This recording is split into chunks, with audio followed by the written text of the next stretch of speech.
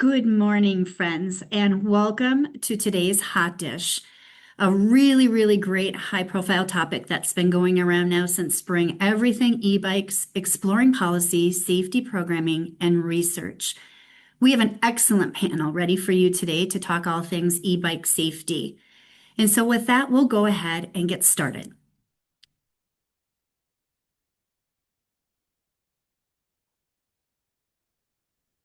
Our sponsors, thank you to our sponsors, Minnesota Department of Health, Minnesota Department of Public Safety, Minnesota Department of Transportation, and NHTSA. I would also like to bring out that the Department of Health, the Department of Public Safety, and the Department of Transportation are also our leads and our co-chairs for the Towards Zero Death X Committee. For your information, this webinar is being recorded and will be posted to the TZD website. All attendees are currently muted. Professional development hours can be found on the Traffic Safety Hot Dish webpage. And for further information, if you would like, we've provided the QR code and the email address. Share ideas. Let the panelists know if there's technical assistance via the chat so that we'll be live. And that is also where we'll be taking Q&A at the end. We'll also be using Q&A if you want to ask the speakers questions through the Q&A button. So both of those will be monitored throughout, so feel free to ask your questions and share your ideas throughout. And here is our panel. I will be moderating this conversation today. My name is Lisa Kahns. I am the Traffic Safety and Advocacy Director at the Minnesota Safety Council. First up, we will have Angela Olson, who prefers a lowercase styling in her name. She's worked in the bike industry as mechanic, service writer, and in sales, as well as leading rides and workshops for TFW, trans women. Femi Folks, advocating for cycling and pedestrian safety, speaks to her passion for public health and access. Angela views her role at Bike MN as a perfect marriage between her personal interests, professional experience, and lives in South Minneapolis with her two guinea pigs, Marshmallow Fluff and Caramel Cream. Welcome today, Angela. Then we have next up Brad Peterson. He is the interim director of public safety for the city of Cottage Grove. Prior to his law enforcement career, Brad earned his BS in criminal justice and gained experience as a paramedic firefighter. He has served as cavalry officer, leaving the Minnesota Army National Guard as captain in 2019. As a 23-year-old veteran of Cottage Grove Public Safety, Brad was heavily invested in patrol operations, training, and SWAT. He's rose through the ranks, holding many roles and responsibilities, and he is currently serving as the interim director police chief, overseeing police, fire, EMS, and emergency management. Brad builds partnerships while serving his community as vice president of the Mississippi River Valley Beyond the Yellow Ribbon and an active member of Cottage Grove Lions Club. Brad is motivated to enhance public safety through innovation and proactivity, data-driven best practices, and community partnerships. I have the utmost pleasure to live in Cottage Grove, and I have never been more proud about how they took this issue of e-bikes and really dealt with it really out of the get-go this spring. So Brad will be sharing some more about that later.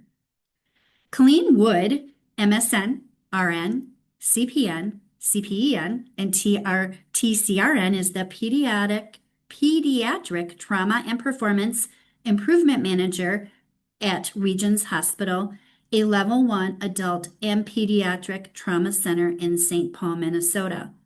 With a background in pediatric emergency nursing, clinical education, and trauma performance improvement, she is passionate about improving outcomes for injured children throughout collaboration, injury prevention, systems level improvements. Colleen enjoys bringing people together to solve problems, strengthen trauma care, and turn good ideas into meaningful improvements for patients and families. Outside of work, she enjoys traveling, spending time with family and friends, and like Ariel, always looking for opportunities to explore, learn, and be part of that world. Welcome to our panel, Colleen. Brenna Knapp. I'm going to go grab. I'm so sorry. Welcome to our panel, Brenna.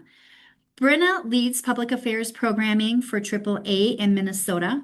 Previously, she was a strategic communications strategist at HDR, supporting many transportation projects in Minnesota. She attended the University of Minnesota Twin Cities, studying journalism and communications. Welcome, Brenna. And last but not least, Carolyn Ketchum. She's the active transportation system designer at the Minnesota Department of Transportation. She leads the statewide bicycle system plan and supports the active transportation planning assistance program. In previous roles, she worked on several regionally significant transit projects in the Twin Cities.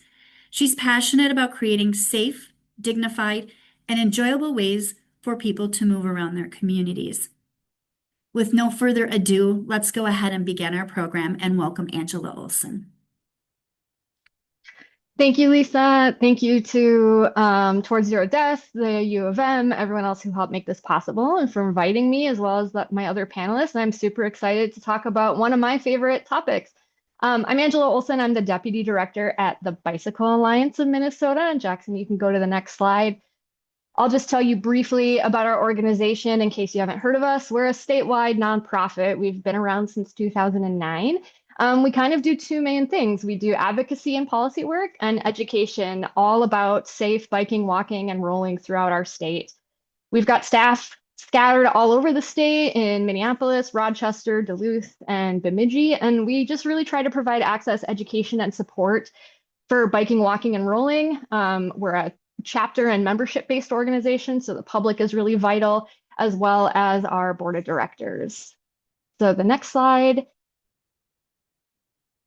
is just really briefly, Lisa already read a little bit about me, but I've been biking as my primary form of transportation since I was 16, and have lived all over the country in different places, and Minneapolis and Minnesota are still my favorite place to bike around. I'm a daily e-bike rider. I started riding e-bikes for fun a couple of years ago, and I now have a physical disability, which means that e-bike riding is pretty much my #1 way to get around. I also write for streets.mn, which is a great other publication if you are interested in just learning more about transportation issues around the state. So, and there's me in my glamorous winter gear, biking across the bridge to the e-bike summit last winter. And the next slide.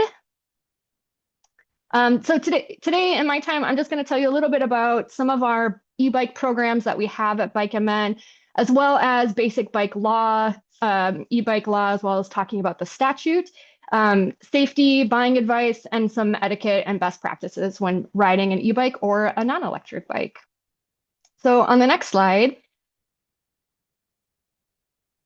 I'll share with you a little bit about our e-bike programs that we offer. And this list has actually expanded in the last few months, but the main program that we offer across the state is a program called the E-Bike Commuter Assistance Program. And in this program, we have, through grant funding, been able to provide free fleets of electric bicycles to select businesses and organizations across the state, in Duluth, in the Red Lake Nation, in Minneapolis, with plans to expand to St. Paul.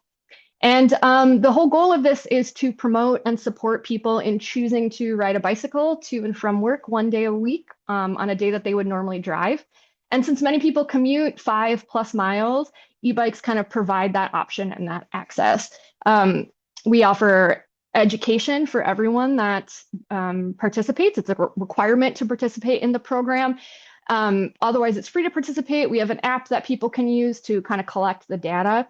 And if you have heard of the Minnesota Cargo Bike Library, that pilot program also came from our e-bike commuter assistance program. The Minnesota Cargo Bike Library now has a Rochester library, 2 Minneapolis libraries, with plans to expand to Duluth and St. Paul. And in the Cargo Bike Library, folks can again check out a cargo bike, electric cargo bike, to use for free as long as they take a 1-hour education course with us.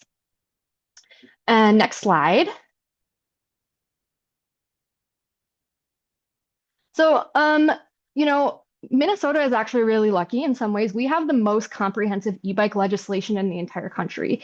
And I'm fairly familiar with it because Bike MN was actually the lead author on the omnibus bill that included the class definitions for electric bicycles. So in Minnesota, electric bicycles are sold under 4 classes. So class 1 is an electric assisted bicycle, which will assist you up to 20 miles an hour, which does not have a throttle. Class 2 is a bicycle that will assist you up to 20 miles an hour, but does have a throttle. This is the most common electric bicycle sold. It's the type of e-bike that I drive.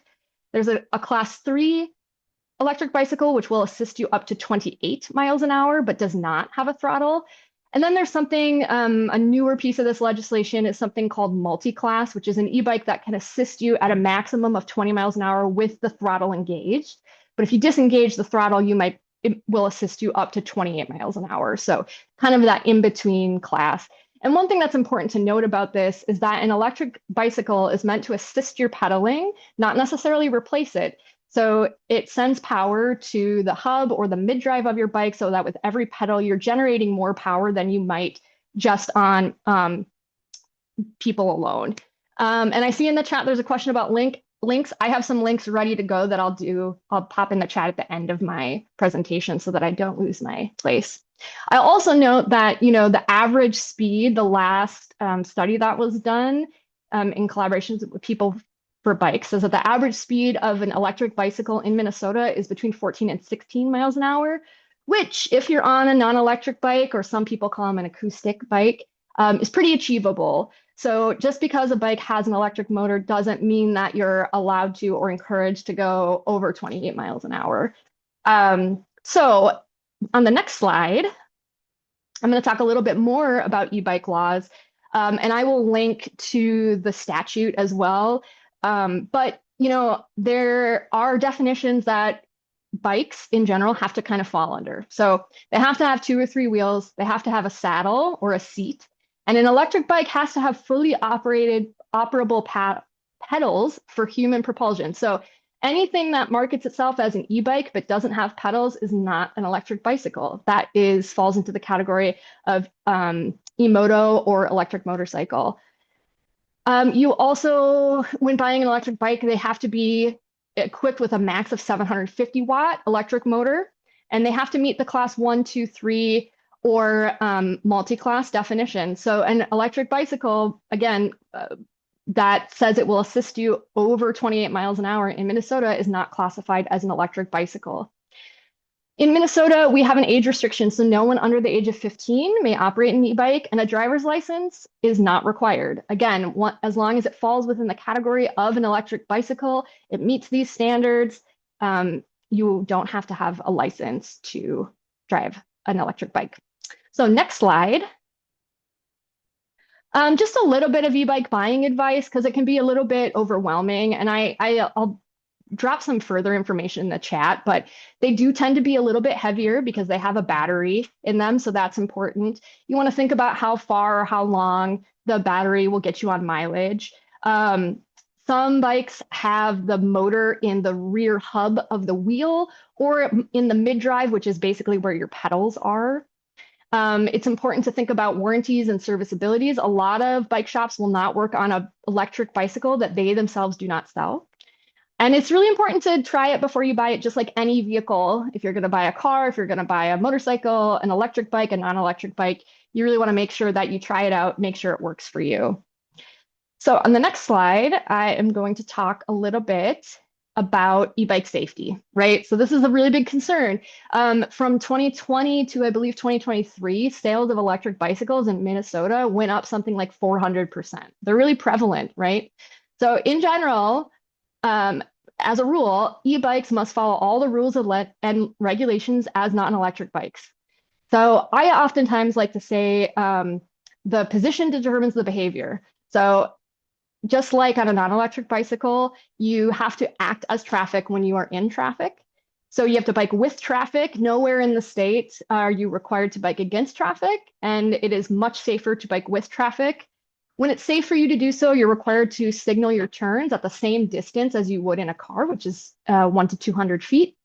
Sidewalk riding really is not safer. A lot of parents or youth might think that sidewalk riding will provide more safety because you're away from traffic, but it's actually can be more dangerous. And when you are on a sidewalk on an electric bicycle or a non-electric bike, you are required to go as slow as pedestrians. You want to yield to pedestrians on multi-use trails, follow all the traffic signals, right? You're required to stop at every stoplight. You're required to follow all the lines if it's a one way, all the signs for local traffic, anything that applies to a car applies to a bicycle, except Minnesota does have what's called the stop as yield provision, which means that when safe to do so, a bicycle may roll through a stop sign if it's safe. You are required to have lights at night, and you are required to bike at a speed that is safe for you and people around you. And then generic lithium-ion batteries can pose a fire danger, so it's important to utilize the battery that goes with your bike. All right, next slide. So e-bike etiquette, I won't read all of these because I don't want to take up too much time, but we all have rights and responsibilities when we're on the road, whether we're walking, biking, driving a car, we all have rights and responsibilities to utilize our biggest public resource, which is our roads. So operate your bike safely, that's your responsibility. Obey all the shared trail signs. Some trails do prohibit class 3 e-bikes from riding on them, so you have to follow those provisions. Yield to pedestrians, they're the more vulnerable road users when we're sharing with them. And be predictable, right? Indicate your turns even if you're on trails. And then next slide. Jennifer, to answer your question, it is a shall. So when you are on the sidewalk, you are required to act like a pedestrian. You're technically a pedestrian, but you are allowed to be there unless you are in a business district of more than 1 mile or as prohibited by signage. And the last thing I'll wrap up with here is that it's really important when we're talking about education to learn the difference between electric bikes and electric motos or e-motos. A lot of the dangerous behavior we're seeing can be attributed to people riding on vehicles marketed as e-bikes that are actually not. So they can go faster, they tend to be more dangerous, they might not be from a reputable source. So I'll put some links in the chat that list BikeMN's e-bike resource page with some downloadable things that you can take a look at to kind of learn and spot the difference. And regardless of the vehicle, we're required to operate it safely. And I believe that's my last slide, other than some links and my contact info, which I will put in the chat for you. And I look forward to answering more questions. I'll do what I can in the chat, but thank you so much. Thank you, Angela, for those great resources. We are going to move on to our next presenter, and that will be Mr. Brad Peterson from the City of Cottage Grove, who serves as the Interim Director of Public Safety. And Brad, you can take it away. Great. That's great information, Angela. Thank you.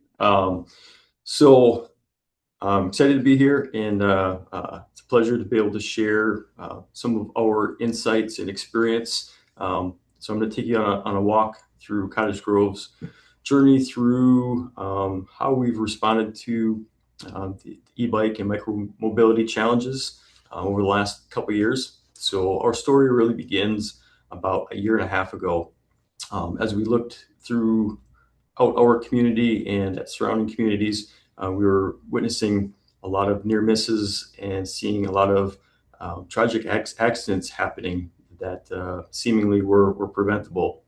In addition to that, we were being inundated by a number of complaints that I'll put under the umbrella of e-bikes, but I'll acknowledge that many of them weren't e-bikes. They were e-motos, they were scooters, and all things other than e-bikes. So, but I'll lump it under the umbrella of e-bikes just for the sake of simplicity, because that's kind of how the narrative went in our community. So just a lot of complaints in general. And so Cottage Grove is a community that really leans into risk reduction and proactive problem solving in partnership with all the stakeholders in our community. We tend to favor public education and partnerships and holistic problem solving rather than enforcing our way out of a problem. And so as we started to recognize the risks in our community and respond to these complaints, start to dialogue with all the stakeholders in our community, and just a growing sense of urgency that we needed to do something about e-bikes and all the other modes of transportation that were seemingly becoming a problem. The other thing to note about Cottage Grove is that we have a very extensive system of trails and parks in our community that intersect with our roadways. We have a lot of mixed-use trails and some sidewalks in the classic definition of the term sidewalks.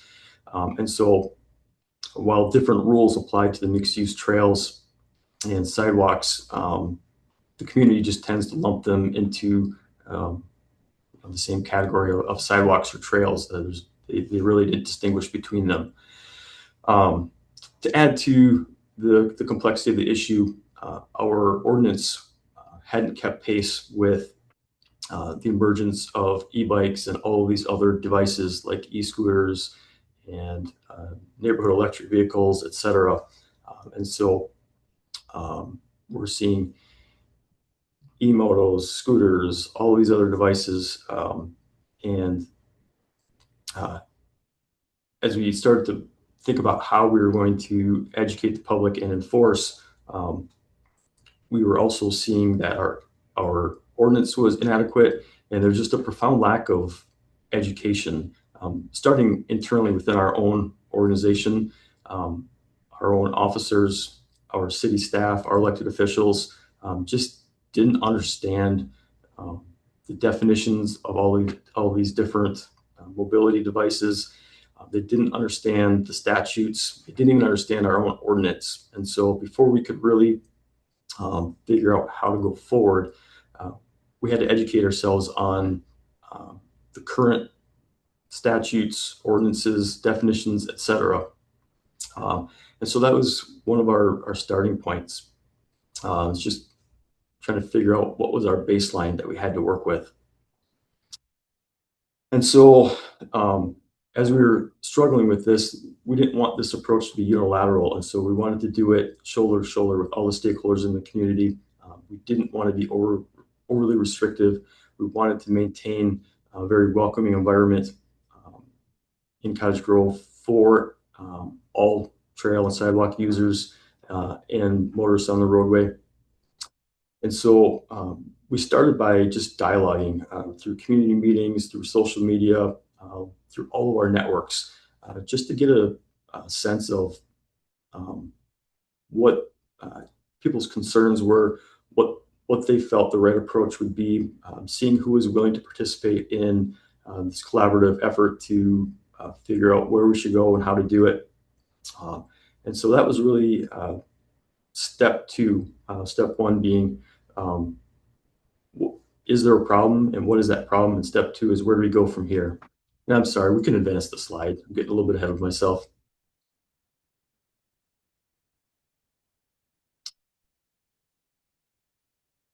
I think something happened there. That's not my slide deck.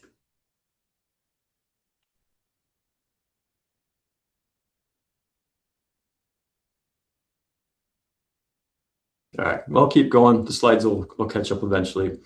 And so, like I said, we didn't want to be over restricted. We wanted to maintain a welcoming environment for all recreational users and pedestrians and motorists. And so we started that dialogue with all the stakeholders.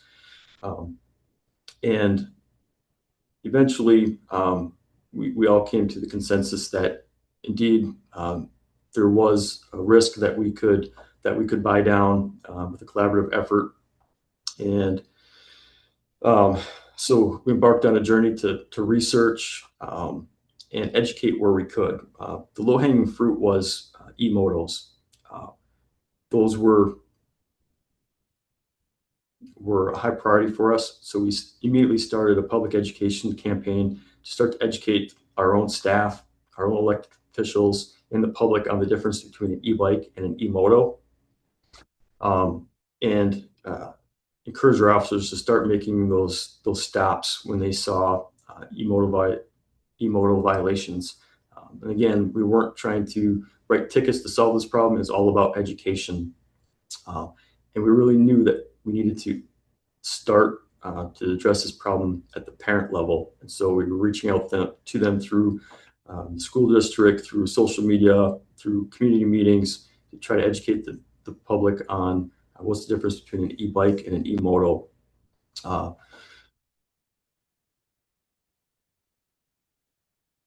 The other thing we started to do is connect with surrounding communities to see if they were experiencing similar problems and what they plan to do about it. And if you think back to a year plus ago, most communities hadn't changed their ordinance yet, or the response was, "We're thinking about it, but we don't know how to approach it yet."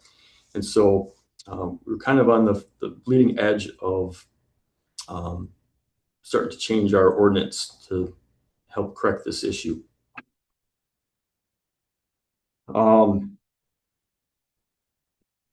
Concurrently with that, we knew that we needed to develop some voluntary and diversion programming. And so we collaborated with our Youth Service Bureau, which is our county's version of a juvenile diversion program. So they offer both voluntary and diversion programming. And so we worked with them to develop that programming. That took some time because again, they need to do their own research, policy development, develop the courses, etc. So that started early, but really didn't come online until just this spring. The school district was also a partner, and so they started to do some education in the schools as well. And so that dialogue continued on for the better part of a year. It went through different committees and eventually reached our city council to consider an ordinance change. Also, happening behind the scenes, we were looking for more effective ways to patrol our parks, trails, and streets. And so we invested in e-bikes, trained our officers, and this spring we rolled out e-bike patrols. And so it was our effort to model safe riding habits, make more contacts with people using our parks, trails, and streets. And when we saw opportunities to correct violations or educate them on safe riding habits, we did that. And yes, in some cases, their riding habits were so dangerous that they did warrant some citations. And if they happen to be juveniles, we always use diversion rather than citations. So if we skip to the next slide for a moment, you'll see our ordinance. And so I talked about the challenge with our previous ordinance. One of the main things that we had to overcome was that the old ordinance lacked a lot of definitions that would align with current statute, had some things that were completely contradictory to current statute. And so it was a fairly heavy lift. And I'll be honest, I spent probably hundreds of hours educating myself and making sure that our ordinance was aligned with the state statute. But that was a big piece of this puzzle, was making sure that our ordinance was aligned with statute, and we're putting out one message at the city and the state level. In addition to that, we looked at what are some common sense regulations that we can put in place that aren't overly restrictive, but will promote safety for everybody using the parks and trails. So our ordinance is pretty simple in that it requires all riders to comply with the relevant state statutes. So the things that Angela was addressing would be required by our ordinance. But in addition to that, we also require riders to exercise due care and operate at a reasonable speed, yield to pedestrians, and wear a helmet if they're under 18 years old, regardless of what type of device they're riding. One point that I would like to talk about a little bit too is how we approach scooters. And so, as you know, by statute, the scooters cannot operate on a sidewalk. That seemed a little bit counterintuitive to us because we felt like a 12-year-old on a scooter is safer on the sidewalk versus in the lane of traffic. And that's one of the areas that we got a lot of pushback on from the communities. They did not want 12-year-olds on a scooter in the roadway.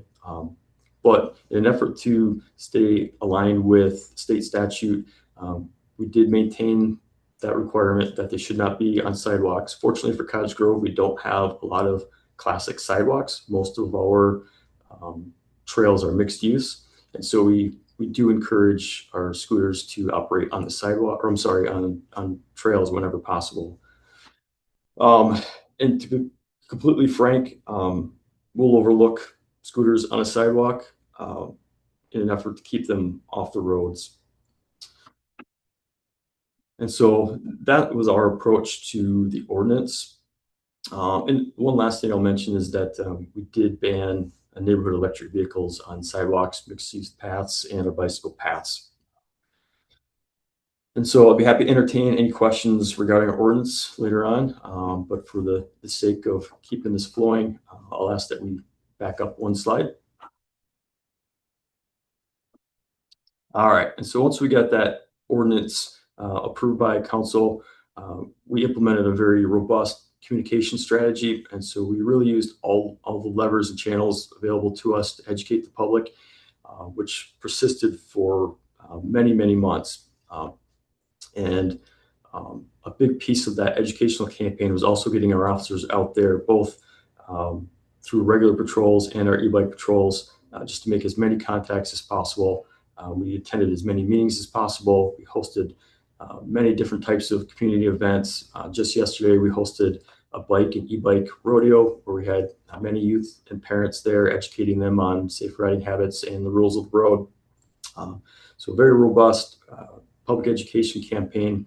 And then where necessary, we did do some limited enforcement for those very egregious violations or repeat offenders. So we're at the point now where we're starting to witness some of the benefits of this whole effort. And so we're in the evaluation and modification stage of the plan. And so I'm happy to show some of the outcomes. So we'll forward 2 slides. I can share some of those outcomes. Oh, so this slide just is a real quick example of some of that public education. I'd be happy to share any of these slides. If you go to any of our multiple social media outlets, our webpage, you can see different social media postings, different FAQ pages, different PSAs. So there's some really good examples of our public service announcements and public education campaign. Next slide, please. All right, so outcomes. I'll be completely honest, when we first launched this campaign in earnest, there was a decent amount of public pushback. A lot of that narrative was akin to let kids be kids. We need less government in our life, less rules in our life, things of that nature. So there was a decent amount of pushback, which we had anticipated, but we persisted and continued to educate, knowing that there was a lot of support behind this movement. And we also did see more positive than negative throughout all the different avenues that we were educating through. That pushback dwindled pretty quickly. Definitely, after about 2 months, it was pretty non-existent. Pretty quickly, we started to notice a significant increase in helmet use and a sharp decrease in the e-moto violations and complaints. We were seeing early successes with our diversion program. And to be completely honest, participation with the voluntary programming and community engagement events was lukewarm at best. So for yesterday's e-bike and bike rodeo, we had about 30 to 40 participants.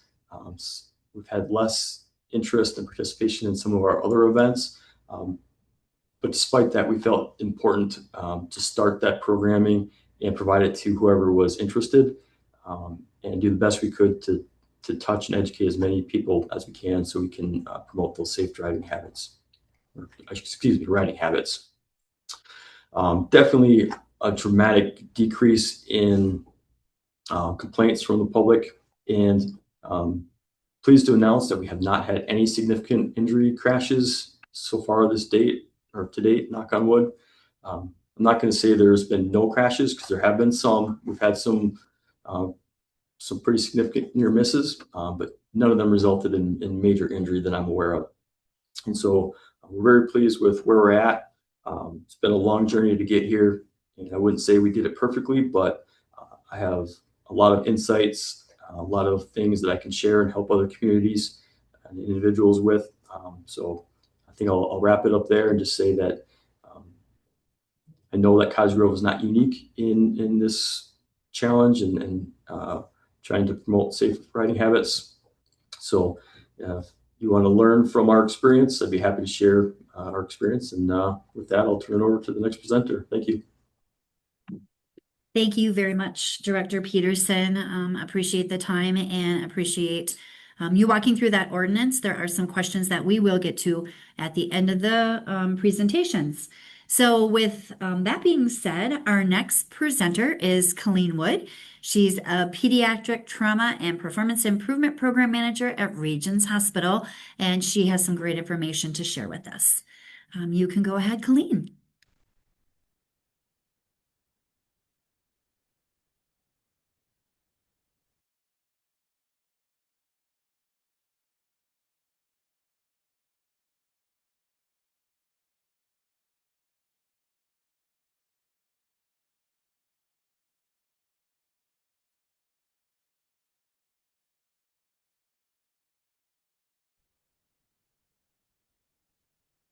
Can you hear me? Okay, beautiful. I apologize. So as Lisa mentioned at the beginning, my name is Colleen Wood. I'm the Pediatric Trauma Program Manager and Performance Improvement Manager at Regions Hospital. We are an adult and pediatric level 1 trauma center. If you want to skip to the next slide, I think it's just my title slide. Beautiful. And then if you want to skip to the slide after this. Beautiful. So a level 1 trauma center, just for kind of knowledge sharing, is the highest level trauma center that a hospital can be. It requires round the clock care, availability to high level specialists. And then a large part of it is our research and outreach component. Living in Minnesota, we are in a very privileged position. It's interesting, if you look at a large map of the country, there's a large density of trauma hospitals, especially in the metro area. However, the Minnesota Department of Health has done a fantastic job of working with our greater community to ensure that I think it's over 96% of Minnesotans are within 60 minutes of a verified trauma center. There are 4 different levels that we acknowledge in this state. So in addition to these centers having the ability to care for trauma patients, it doesn't always mean that they are the most comfortable, right? Or that this is kind of their bread and butter, as it is our bread and butter down at Regions. So they are caring for patients potentially on anywhere on the life spectrum for any type of injury. If you want to hit the next slide, that'd be great. So what are we seeing when it comes to the hospital setting? This is a very typical Tuesday. This is pulled from one of our recent cases. It was an 11-year-old male who was riding his e-scooter and went over the handlebars into a car. He was noted to have head bruising and his eyes were swollen shut. He was unhelmeted at the time of the crash, and they estimated anywhere between 20 and 30 miles per hour as he was going downhill. We get about a 10-minute warning from EMS. This one occurred, actually, that's kind of a little bit farther than our normal travel time. That's normally about 5 minutes. But when this patient arrived, we were seeing injuries, as we have with many of these e-scooters and e-bike injuries, more consistent with being like ejected from a motorcycle. With those increased speeds and increased weight, especially in the e-bike realm, we're seeing many more fractures, more brain bleeds, more facial fractures, frontal bone fractures, as this patient had, which is extremely a large amount of force to do that. When we see these patients come in comparison to if they were riding a standard pedal bike without any assist, those injuries much more commonly are your abrasions or your road rash, arm and leg fractures. If unhelmeted, we do see a large incidence of concussion or mild TBI, and then that can obviously escalate the faster the bike is going and the conditions that the patient is riding in. If you want to go ahead and hit the next slide. Perfect. So as I mentioned just on the previous slide, we're seeing a lot more of these motorcycle type injuries when it comes to e-bikes. And as my previous panelists have talked about, there's a lot of public awareness of what motorcycles do, and less, I think, awareness of the impact that an e-bike can have. I have ridden e-bikes. I love riding e-bikes. They're quite fun, right? And that's exactly the draw and the pull for a lot of our pediatric patients and our parents buying things for their children as well. However, I don't think our community has caught up in that knowledge of the risks and what's necessary to stay safe as we have in motorcycles. As mentioned before as well, Minnesota's done a pretty great job of trying to stay on top of this comparatively to the rest of the nation. However, we do know we have work to do in this. So a lot of our hospital systems were gathering together, figuring out what we can do to help promote safety. These aren't going away. In fact, they're continuing to grow in their sales. Again, they're fun. But how do we keep our patients safe across that life spectrum? And then if you want to hit the next slide. Great. A little bit of a busy slide, so I apologize for that. But again, in line with my previous panelists, the ways we can act, the ways we can make an impact here in preventing the patients from getting to us and us being able to take care of them is one, our awareness. Webinars like this, getting out in the community, having events at schools is very common. The more we can bring awareness to what these are and what they're capable of doing, the better. Protective equipment, ensuring we have the right protective equipment on. And then, as Angela mentioned, making sure that we have lights, right? We have high level.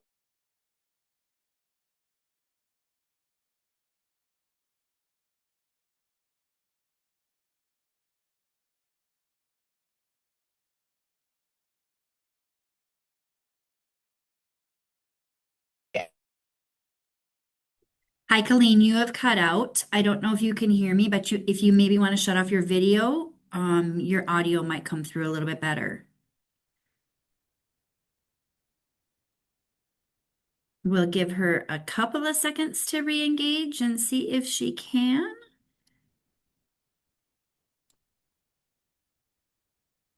And I think we might have lost her. So we will come back to her if she re-engages. I did see her just drop off. But at this time, if you would like to go to the Jackson, if you would like to go to the next presenter, let's keep things moving. We will have her slides readily available with the presentation. She had one slide left, and that did cover some of her references. So with that, we're going to move right on to Brenna Knapp. She's with Public Affairs from AAA, and she is going to share some wonderful resources that are readily available. Hello, everyone. Good morning. And I think my slides are a great segue from Colleen's and a little bit of overlap. So that's the good news there. You can go ahead and go to the next slide. So I lead public affairs programming for the state of Minnesota for AAA, and our club is part of a 14-state territory. So there is one of me in all of our states, and we have over 100 years of experience of improving safety on our roadways. So as the technology continues to shift, certainly this is a topic that we want to be a part of and support our community partners in. So our role as public affairs a team is really to listen and learn from our community partners at the local level to determine, what they're seeing, what they're experiencing in their communities from a traffic safety perspective, and then using our resources to come up with outreach tools that communities can utilize. And our eRide Ready campaign is certainly an answer to some of the things that we've been seeing. So I'll go ahead and get us started with a couple of slides of context of why we decided to build this campaign. And certainly you all are seeing similar things out in your communities. So we've seen a really huge surge in popularity in e-bikes and e-scooters. We've seen injuries and deaths on the rise, and especially in teens and children. You'll hear me kind of hone in on that. And that's really the focus of our campaign, is making sure that parents and families are aware of the devices that they're purchasing for their kids and how we can continue to practice safe e-riding habits. And then lastly, as some of my colleagues have talked about, the legislation and infrastructure are really struggling to keep pace because these e-rides have grown so exponentially. You can go to the next slide. Where people are riding, short answer, everywhere. They've been all over the place in neighborhoods, on sidewalks, mixed use paths, and they're interacting with cars, bikes, pedestrians, and drivers. You can go to the next slide.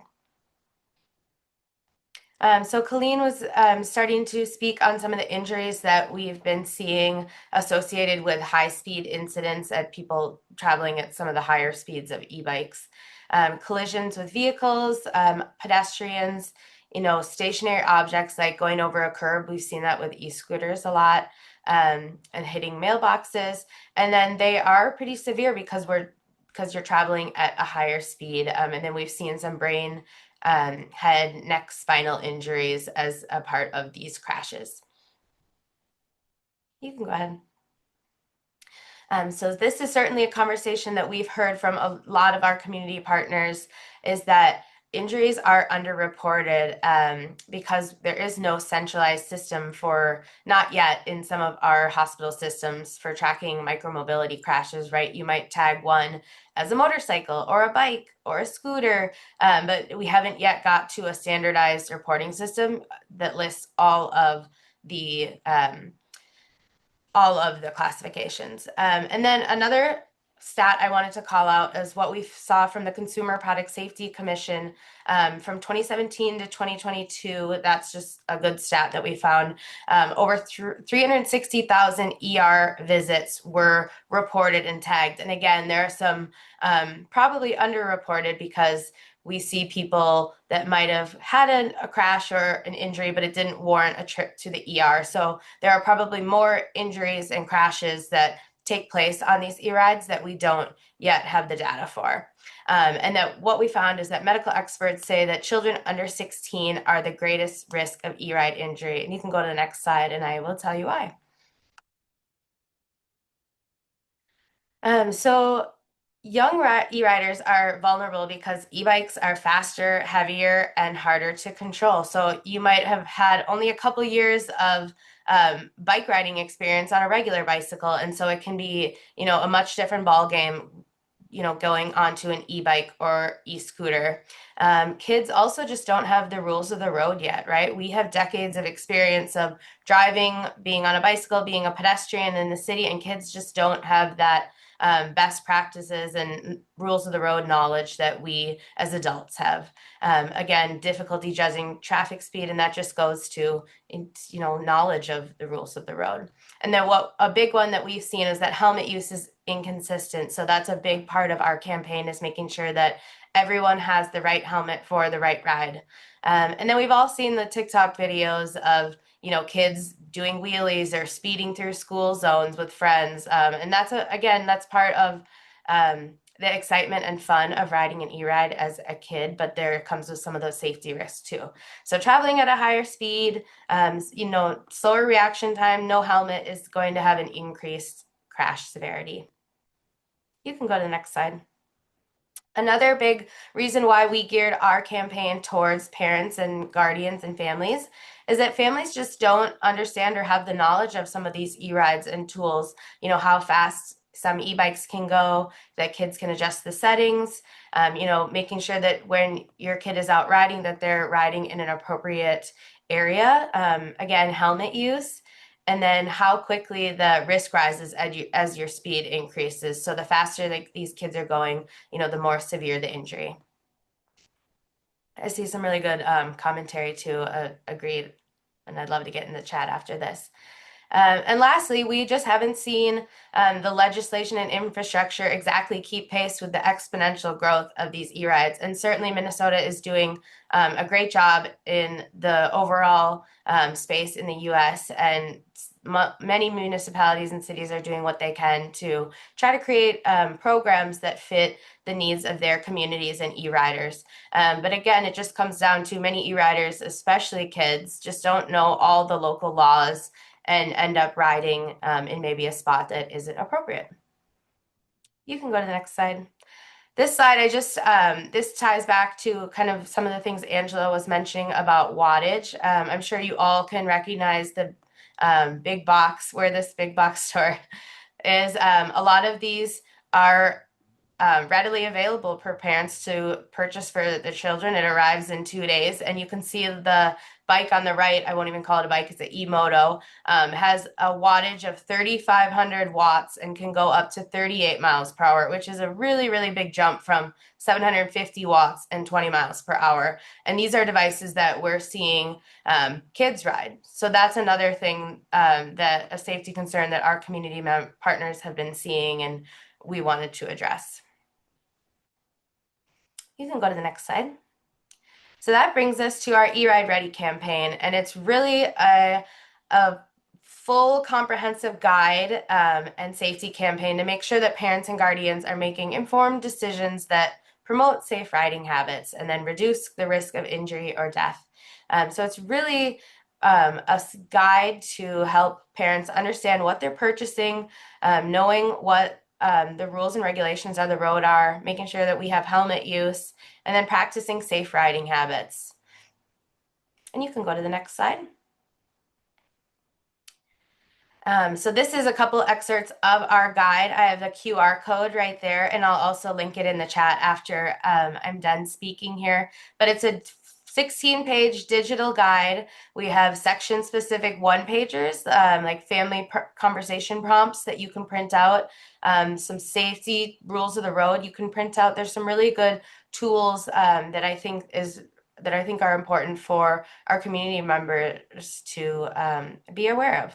And then this guide was also developed in partnership with bike advocacy groups and trauma professionals in our Florida state. And you can go to the next slide. Some of the just quick highlights, if you're curious, otherwise that guide will give you the full list. It's really what to look for when buying an e-bike or e-scooter, and that's for parents and guardians. And then also if you're just interested in buying one on your own. We've got some of the rules of device and classification educations, what type of helmet to use for each ride, safety tips for e-riders, safety tips for drivers. So what to look out for on the road as we're interacting more and more with e-riders. And then again, those conversation prompts for families on safe riding, because I think it really is just a matter of, especially as these kids are going to grow up and be lifelong e-ride users, a matter of education and making sure that safe riding is prominent in those conversations. How to utilize the E-Ready campaign. Certainly at community events, I've already partnered with some of you all, some of the TZD folks on this call on getting postcards that link right to our E-Ready campaign. So if you have an upcoming event or a need for programming or some of those postcards I mentioned or giveaways, please let me know. I have my contact information coming up here in the next slide. Certainly education in classrooms, doing helmet demonstrations or e-ride demonstrations in classrooms, working with communities on infrastructure and laws. I know many of you are doing that right now. And then encouraging safe use. This isn't a campaign to say that we shouldn't be using these tools.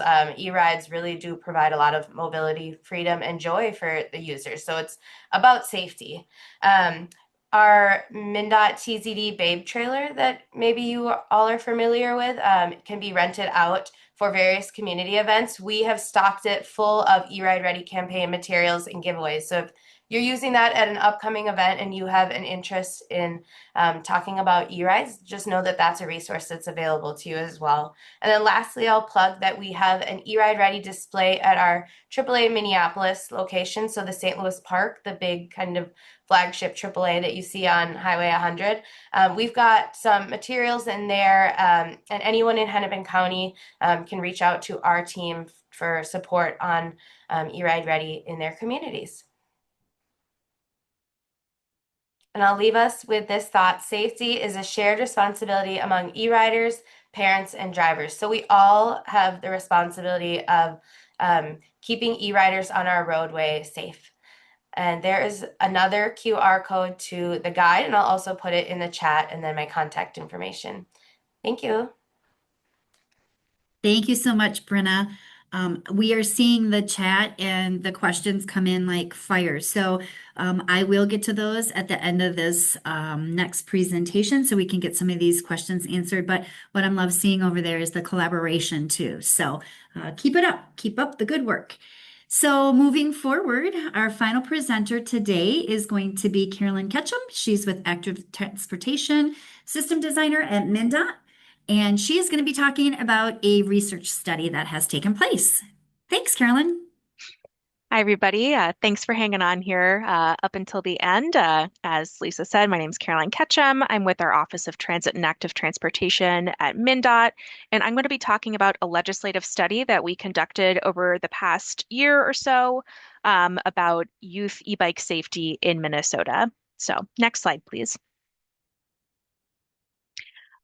Just to jump, I'll give a little bit more context before jumping into this approach. This was a study that was requested for MnDOT and the Department of Public Safety to conduct jointly. The legislature requested this study based on concerns they were hearing about youth and teen e-bike use and unsafe behavior and potentially modification of e-bikes.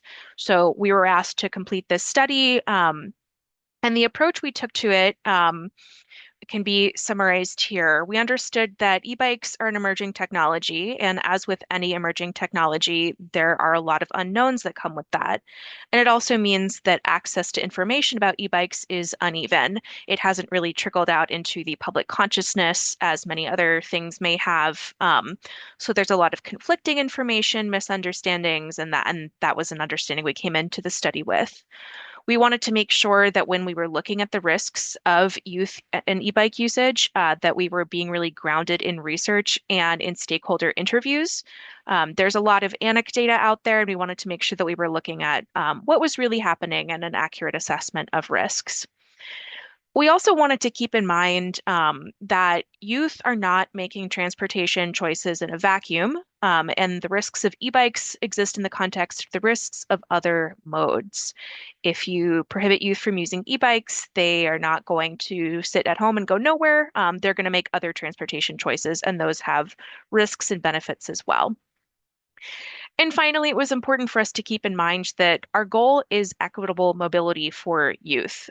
We want youth and teens to have safe and effective and equitable ways to get around. And that was something we kept in mind throughout the study. Next slide. This is just a quick overview of our research, and I'll go through some of these slides pretty quickly since we're here at the end. We wanted to find out how youth in Minnesota were using e-bikes, what kind of e-bikes they were using, what kinds of opportunities were they accessing through travel, what are the physical and mental health impacts, both positive and negative, of youth, and what does our healthcare and crash data show? And then how could that fit in with our existing state programs for youth travel? Next slide. Through stakeholder interviews, literature reviews, and a number of other research methodologies, we found, as you might imagine, youth e-bike usage is growing. And there are a number of really significant benefits and opportunities for youth in terms of using e-bikes. However, in order to realize those benefits, we do need to address the real safety risks, affordability challenges, and a lack of information about how to buy e-bikes and use them responsibly. Next slide, please. And I'm realizing Angela addressed this up front, but I want to say that when I say youth, I am referring to teens ages 15 and above, or the population that can use e-bikes legally. Other youth may be using e-bikes, but if you're under the age of 15, it's not legal. So opportunities we found, kids want to use e-bikes because they can travel faster and more easily and get where they need to go. That's pretty intuitive. It allows them greater access to school, after-school jobs, extracurricular activities. As for adults, just the same as youth, it replaces short vehicle trips, can also improve access to transit in some cases. For teens, it can reduce their car dependence and provide greater independence, which is something that's really important for that age group, and also can be really nice for parents and guardians of teens if they can get themselves around independently and not have to rely on adult drivers. There are physical and mental health benefits that come with e-bikes, similarly to conventional bikes. Even though it provides some of that assist, there are still physical health benefits. It's still giving you exercise, and it makes people happier and more mentally healthy to ride. We found that in some cases, youth with physical disabilities might be able to access e-bikes where they wouldn't otherwise be able to ride bikes. And of course, it is overall a safer option compared to youth driving. There are risks associated with youth using e-bikes, but as we know, youth are also operating motor vehicles, are pretty famously not the safest and best users of motor vehicles, so we do need to consider those risks as well. Next slide. The risks and challenges we found can be grouped into three major categories. The first is speed and unsafe riding behavior.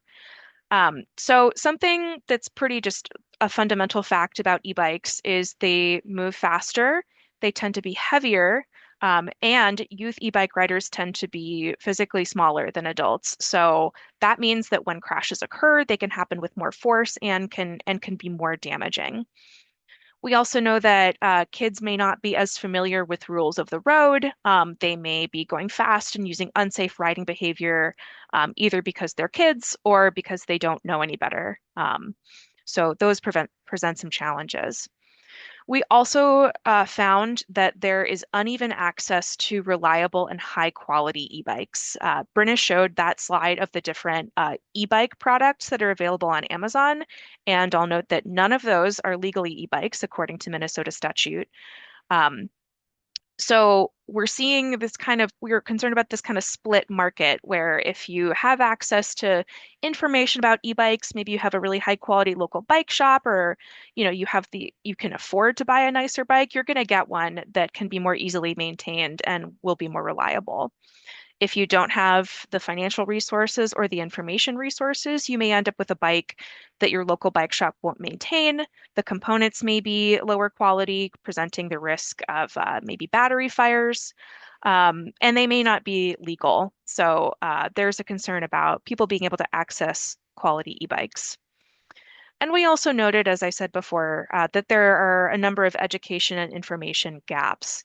It's not clear to parents and guardians and folks looking to buy e-bikes what's legal and what's safe and what is a responsible choice to make for their child. And generally, it just shouldn't be the case that you can walk into a store or go online and order a product that's not legal to use. Next slide, please. Oh, go back one. Okay, so we created a number of different recommendations in the legislative study report, and I will drop that report in the chat. It will have a lot more detail that I can't address here. But our general categories include education and awareness. I think that's probably the big one. Barrier reduction, so helping people access safe bikes and know how to use them. State programs integrating what the state is already doing with these recommendations, providing good infrastructure, and also continuing to collect data. That last point is important because while we are beginning to, while we're certainly working on collecting better data, there's just a lot that we don't know, which we found when we were doing research. We're not totally sure what the incidence of e-bike motor modification is. We're not sure that hospital data is collecting all of what we need to know, as we alluded to before. So collecting data is really important. And generally, we found that our regulations and our policies in Minnesota are pretty adequate relative to the standard. So we didn't find a need to adjust anything big there, or change the legal age for operation or change the class system. We just found that people didn't understand it, and it's pretty imperative to do some education on those things. Next slide. Okay, I'm going to kind of speed through these recommendations, but these are just a couple examples in each category of recommendations we included. In education and awareness, we wanted to develop and deploy an awareness and education campaign that's aimed at parents and caregivers, at schools, at teens themselves, and just helping folks understand what's legal, what's safe, and what are responsible buying and riding choices. We also wanted to require that businesses selling e-motos disclose at the point of sale that these are different from e-bikes and you cannot operate them in the same way. For barrier reduction, we would love to see our legislature bring back our e-bike rebate program and use that as a tool where we can incorporate education and awareness into these rebates. Next slide, please. One of our recommendations included working on our own state fleet and making sure that we are purchasing vehicles that have safety measures so that we can kind of set the norm for that.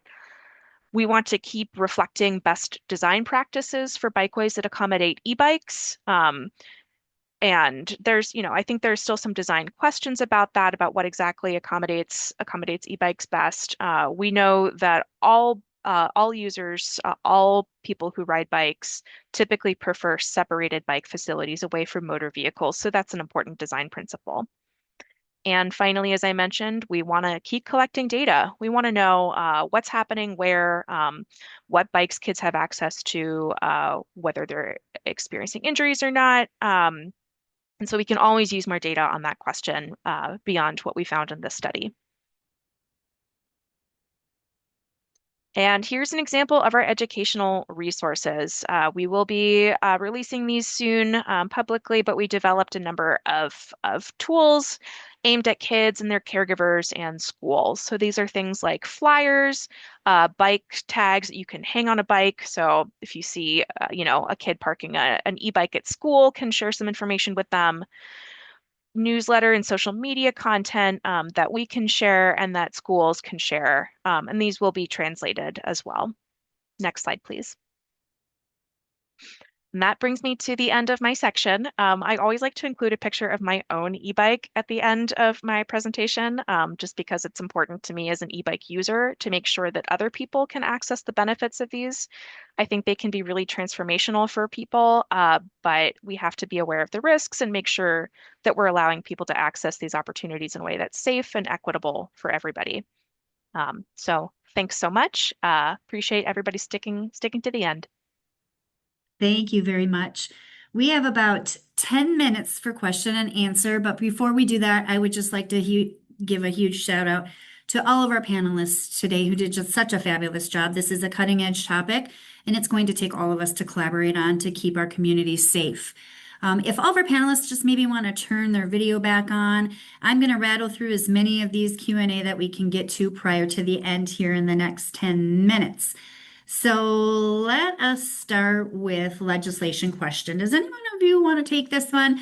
Hoping to hear more about state legislation regarding e-motos as I approach an upcoming conference that I'm going to in Chicago. Angela, I'm going to go to you on this one because I think that you're the most familiar maybe with some legislation. If anyone else wants to pipe up, that will be great. Yeah, I did put several pieces of information about, I think that question was asked in the chat too. I put a lot of information in there. But if you have specific questions, e-motos are a really big and sometimes gray area conversation. But in general, anything that falls outside the categories of an electric assist bicycle is considered an e-moto. If it's above 50 cc's, 50 cubic centimeters, it is an electric motorcycle and has to follow all the rules and regulations of motorcycles. 50 cc's with a max speed of 30 miles per hour is technically considered a motorized bicycle, but still follows the rules of motorcycles and requires a license. So it's, as with much legislation, a lot of that language is like confusing and vague. So I'm happy to answer any more specific questions or help you prep for your conference. I put the statutes for all of those different types of vehicles in the chat as well. Thank you very much. I really appreciate that. The one other thing that came up, and I'm going to reach out to all of you, so just raise your hand or unmute, is people want to know, do these have to be registered? Do e-bikes and e-motos have to be registered? Yeah. No, but I would register it on Bike Index so that if it gets stolen, you can have some help finding it. And individual municipalities might have their own bike registry program that might help you, but they're not required to do so, again, unless they fall outside of that e-bike category.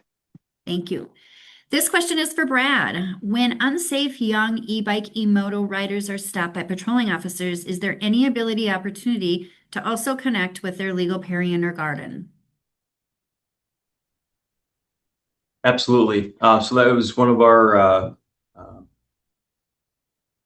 strategies or tactics throughout this whole approach is we'll start by educating the youth, but we don't stop there. So we'll make contact with the parent or guardian whenever possible to make sure that the parent understands the situation, the rules, and can help guide those discussions with their kid to make sure that we don't see those violations in the future.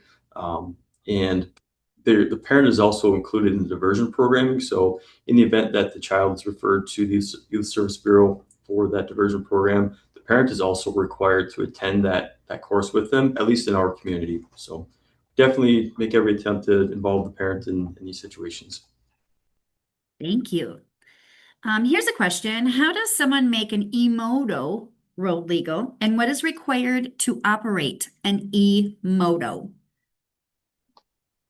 So I can answer that Yeah, unless other people do. I'm not sure how to answer the first part of your question because it just has to fall within the category of what is considered a motorized bicycle or an electric motorcycle. You have to have it registered. If you're going to drive it on the road, you have to have it registered just like you would any other motor vehicle, and you have to have a license.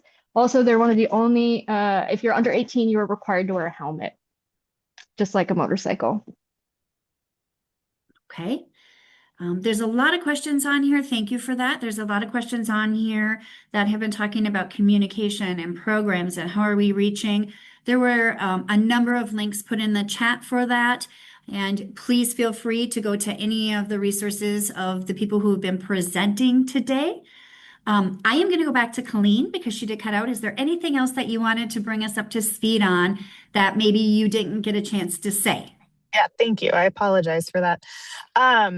I think the last thing that I was going to talk about was the infrastructure, but I think I was scrolling through the chat and we talked about it too, that along with our legislation, infrastructure and kind of building our cities up and augmenting to have more, dedicated roadways or dedicated spaces for people to use alternative transport is essential. And we can look to some of our European and kind of Asian country partners and they've done a lot of work with that. So that's a long-term solution. That's a long game here, but definitely something else that we need to look into and advocate for. Thank you. One other question in here about legislation. There was some legislation to definition language that was proposed this year, and unfortunately that did not go anywhere. So stay tuned for what's coming up in this next legislative session. With that, we have 2 minutes left. Still a number of different things in the chat that we will try to get to and respond. Just watch the chat for it. But I want to thank each and every one of you. Go ahead, Caroline. Oh, I wanted to address, there are a couple comments kind of circling around e-bikes as motor vehicles or registration of e-bikes. And I answered this in the Q&A, but just wanted to clarify really specifically that in terms of our statute, e-bikes are bicycles. We don't consider e-bikes to be motor vehicles, so we would not require registration or licensing or anything of that nature for something that is not a motor vehicle.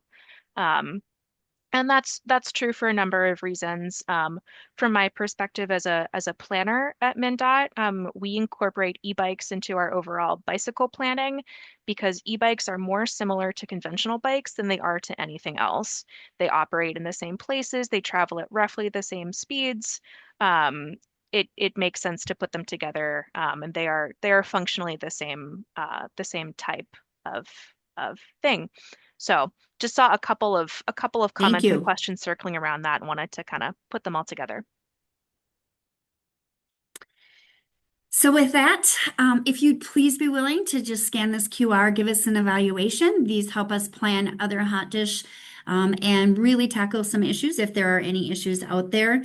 Thank you again to each and every one of you. There was a very large perspective of knowledge here, and there were a number of people from outside of Minnesota that joined in. So I would ask that we keep collaborating and we keep talking about this issue because this collaboration is going to help our states and our communities stay safe when it comes to this new way of traveling.